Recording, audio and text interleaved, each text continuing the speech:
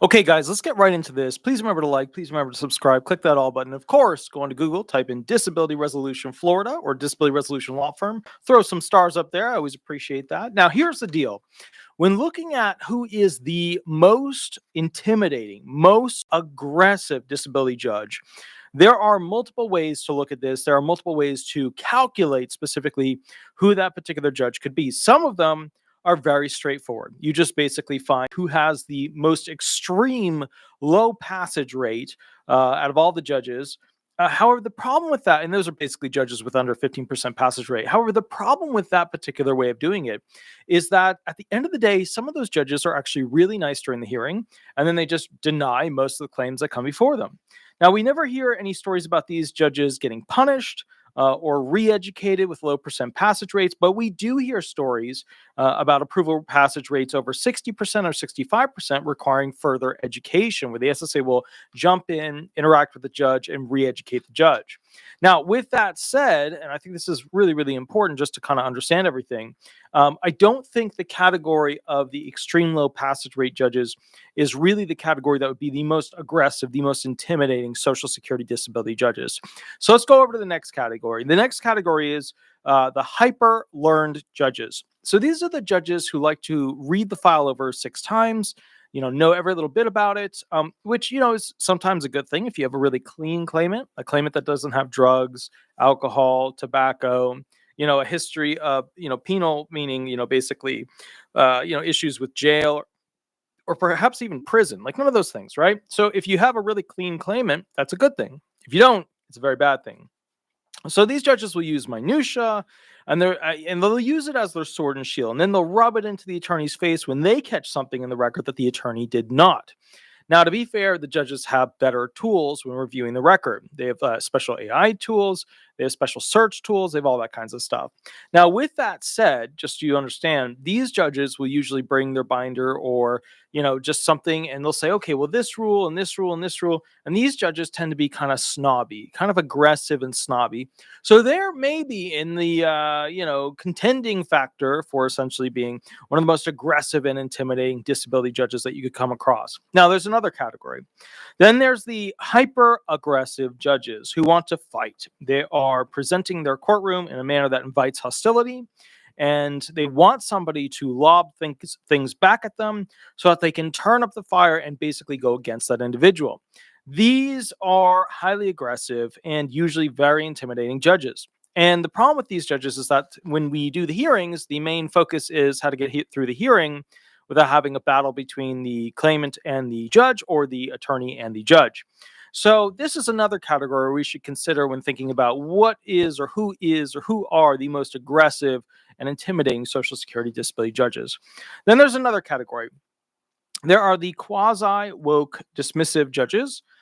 They keep asking you, the attorney, why a question is relevant when you ask it over and over and over again. They just jump in. Counselor, why is that relevant? Counselor, relevance. Relevance. Counselor, relevance. And they just keep jumping in over and over and over again. I really dislike going in front of those judges because they constantly break up the rhythm, and it makes it harder for me to go ahead and go through essentially the line of questioning with the claimant, because it screws the claimant up. The claimant's used to this question leads to this question leads to that question. When the judge keeps attacking the attorney on relevance, it just throws the whole thing off. Super duper thank you to April for the $5 donation. That's absolutely wonderful. The doggies, they were just in the kitchen having treats right before we got in here, so they will absolutely love that because they've been getting a lot of treats because we're going back to Fort Lauderdale soon to get the X-ray for Sweetie and her leg to see how she's doing. So they will absolutely love that. So I super duper appreciate that. That's awesome. So basically, the quasi kind of woke dismissive judges, it's never any tough questions that you would normally ask. So okay, let me just. So here's what happens in the hearings. These judges will always over and over and over be aggressive in basically asking questions about like why that question was asked, why it's relevant, do we need it, is it really relevant, is it really necessary, counselor, stuff like that. And usually when you have a male claimant, they'll go ahead and not ask you like, why is that relevant? You just won't get those questions for the male claimants unless they're part of the LGBTQ grouping. But with female claimants, these judges tend to be very hyper aggressive. They'll jump in with that over and over and over again, almost as if they're trying to defend the claimant, like there's this special sword of feminism in their hand. So, for example, this is a question where like one of those judges would be kind of aggressive, kind of hostile. So, for example, the judge, I would ask the claimant, okay, claimant, how many children do you have? And this would be relevant if, for example, the ages of children were to come up, because if that particular claimant, if she has really, really, really bad back issues, and she's had them for the past 2.5 years, and she also has a 1-year-old, then it does bring into question how this immaculate blessing occurred, considering her limitations. You can defend with medications, limit pain, good days, bad days, all that kinds of stuff. But if you need to hit something that's in the record that can make it look bad, and you want to fix it before the judge gets to it, then bottom line, you better get on that. Super thank you to Diana Fernandez for the handsome look there. That's awesome. Thank you. I just had a haircut. Now, even when the questions you are asking are from another ALJ, and here's the problem. Like, let's say I ask that question, like, okay, well, how old are your children, right? The judge will jump in and be like, why is that relevant? Even when a prior hearing earlier that day had another judge asking that exact same question. So that has always been kind of a cranky, pissy thing for me, because I sit back and I'm just like, look, I understand everybody has their political beliefs. I think judges should remain neutral.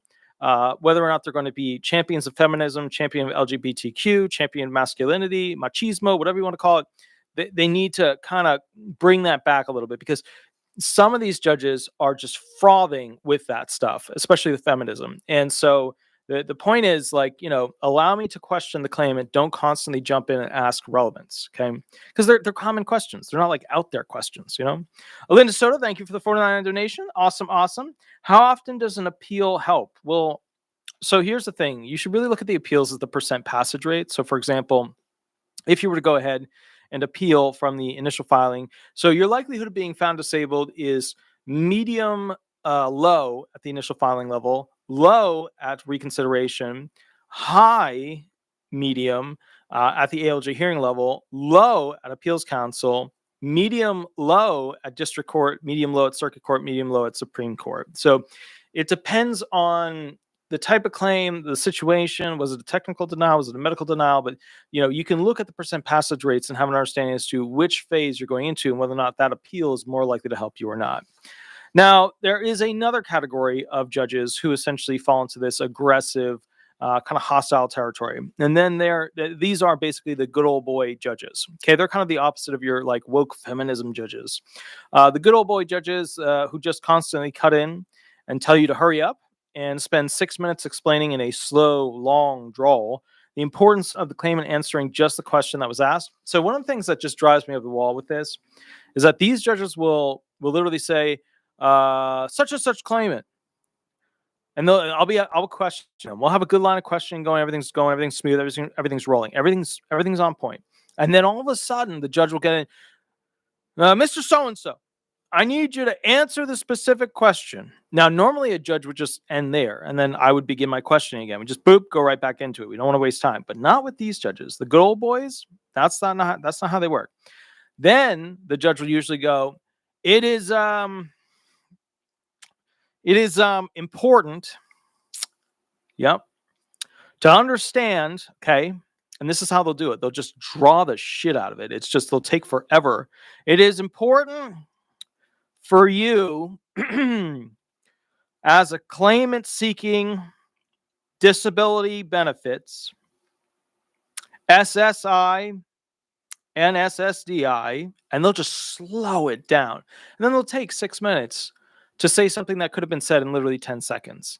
And that drives me up the wall. Now, with that said, and I know I've stated this before, I do not traditionally in any way or regard ever report disability judges when they behave poorly. And the reason why is that I have seen incredible, basically responses from other judges, because, they all talk, and how claims can instantly start being denied if there is, essentially where one judge is getting picked on by an attorney and then all of a sudden, poof, basically the other judge is aware, and then all of a sudden we're seeing, instead of getting so many approved for that month, you're seeing, 1/8 of that.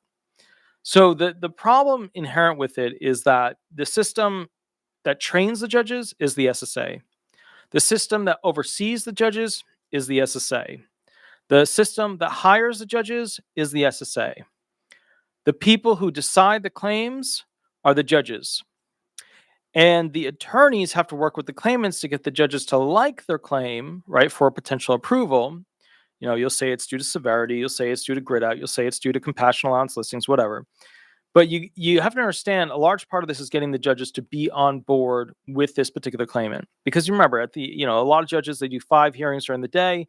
If we're looking at 2 approvals, and then 3 denials, that's kind of the standard. That's kind of the math that goes behind it. In my opinion, the most intimidating disability judges, right, that are adjudicating Social Security disability insurance or supplemental security income, the most intimidating, the most aggressive tend to be those who come to the hearing with the expectation of starting a fight. Some of those judges basically will go ahead and specifically pick something in the record that they're not happy about. And then they will pick on the person who has no control over that. So sometimes it'll be basically where a claimant is unable to remember certain things about their medications. And then the judge will just spend 15 minutes railing on the claimant about their medications. Why they didn't get alternative medications? What are their actual side effects? Why aren't they able to remember what's going on with them? Yada, yada, yada. The other option is that they'll go ahead and rail against the attorney for something that's missing from the record. Where is this medical facility? Counselor. They'll do that. Counselor, where is such and such medical facility? Counselor. And then just lean in on. And then you say, Your Honor, unfortunately, this medical facility, we requested from them using high text a total of 3 times. We did not receive a response back. We did submit a notification to the court requesting an 827 and subpoena be submitted thereafter.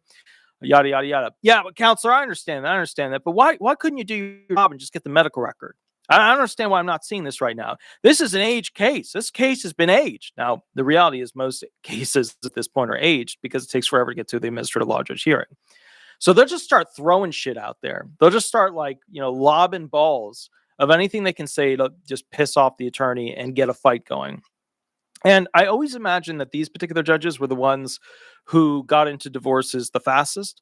And to be very fair, and this is a very serious thing, and I want you to listen to this, judges have a high rate of alcoholics and alcoholism. It's a very common, very extreme in that particular field. And if you always have people coming in front of you, begging you for benefits, they're always crying and saying, oh, I'm so bad. At the end of the day, I can understand a lot of these individuals end up drinking a little bit more wine, a little bit more wine, a little bit more wine. So, with that said, the ones I always have to watch out for are those particularly hyper aggressive judges who just want to have a battle royale where they will blame the claimant or the attorney for things that are not within their control. Now, are there particular geographic regions where I notice this the most? I've noticed that you tend to get a little bit more spicy judges when it comes to Georgia. I've noticed that you tend to get a little bit more spicy judges when it's on the west coast all the way over.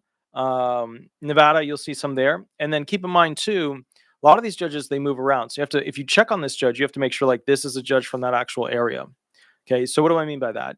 So if you were to go ahead and look at, the disability judges, where they worked throughout the years as a disability judge, you'll notice that sometimes they're, Ohio, Cleveland, this, that, blah, blah, blah. And then all of a sudden they're in Texas, Florida, California. And what happens is when the judges are working for, I don't know, let's say 7, 8 years, remember at 6 years, they pretty much get their max pay, which is around $180K.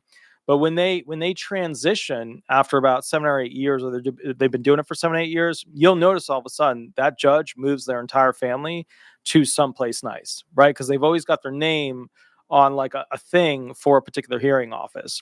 So I think that's pretty interesting. And a lot of judges, they'll, move, basically from way up north all the way down to basically Florida and places like that. And then once they're assigned to that hearing office, man, they stay there because they know if they got a hearing office in Florida, they got it made. They just keep doing what they're doing. They just keep rolling through it. They're good to go.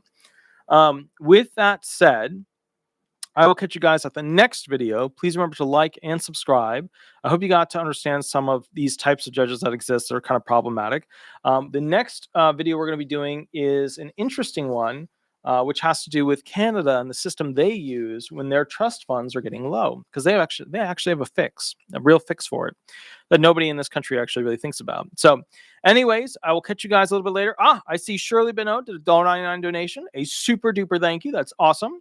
So I will catch you guys in about, I would say, 5 to 6 minutes. We're going to roll right into it, and then we will go from there. See you soon, and I'll catch you in a little bit. All right. Thanks so much, everybody. All right. Bye-bye. Bye-bye.